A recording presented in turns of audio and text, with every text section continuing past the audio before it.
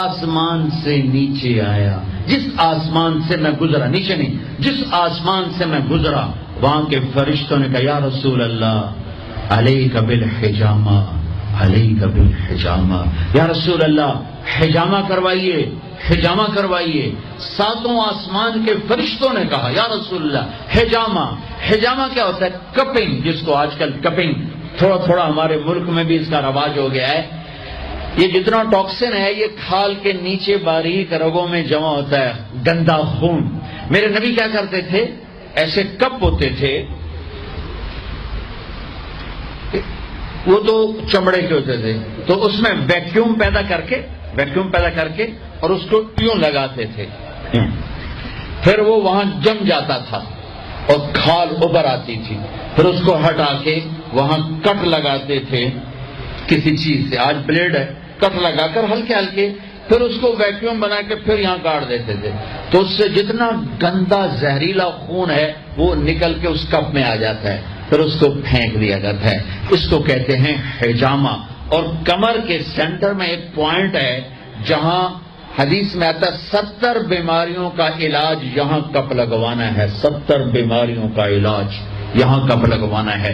یہ میرے نبی کے نے ہر آسمان میں فرشتوں سے سنا، ڈھونڈو تلاش کرو۔ اب لاہور میں بھی یہ سلسلہ ہے، یہ تم ڈاکٹروں سے جان چھوٹ جائے گی اگر آپ نے میرے نبی والا طریقہ شروع کر دیا۔ حجامہ، غذا سموسے پکوڑے نہ کھاؤ، دہی بھلے نہ کھاؤ، اور یہ ڈرنک نہ پیو، اور یہ روز بروز نہ کھاؤ، غذا سادہ رکھو، حجامہ کرواؤ، تمہیں اللہ بیماریوں سے نجات دے دے گا، تمہیں ڈاکٹروں سے نجات دے دے گا۔ میرے نبی کا طرز طعام، طرز خوراک، طرز علاج، آپ نے آخری سفر میں بھی کپنگ کروائی۔ آپ جب حج پہ جا رہے تھے تو آپ نے یہاں کپ لگوائے، یہاں راستے میں یہاں اس جگہ، یہ آپ کا آخری حجامہ جو آپ نے سفر میں کروایا تھا۔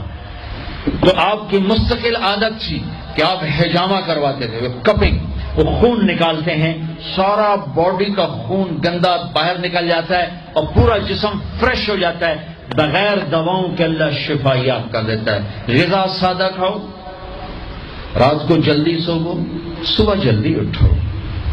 میں پوری دنیا پہ، ابھی افریقہ کے 8 ملک پسماندہ 5 بجے کے بعد بازار بند ہوتے ہیں، یہاں رات 9 بجے شاپنگ کے لیے نکلتے ہیں۔ میرے رب نے رات سونے کے لیے بنائی، دن کام کے لیے بنایا۔ اتنی نحوست ہے کہ 12 بجے تک بازار نہیں کھلتے، 11 بجے تک بازار نہیں کھلتے۔ میرے